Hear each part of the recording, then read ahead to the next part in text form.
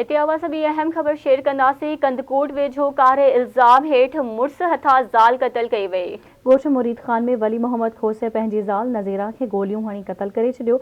मक़तूला जो लाश अस्पताल मां ज़रूरी कार्रवाई बाद वारसन हवाले जवाबदार फरार थी वियो आहे।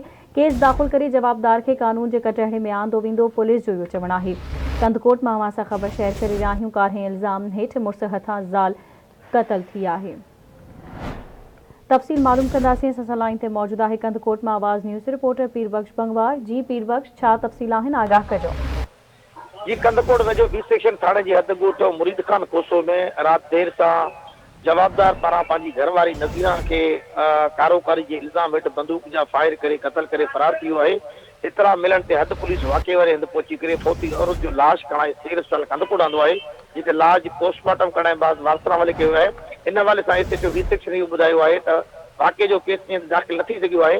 जेकॾहिं औरत जा वारस ईंदा एफआईआर दाख़िल कराईंदासीं, ठीकु आहे, न त सरकार पारां एफआईआर करे जेको आहे त उन खां पोइ जवाबदार खे गिरफ़्तार कयो वेंदो। जी ठीकु आहे, अवां जी वॾी महिरबानी।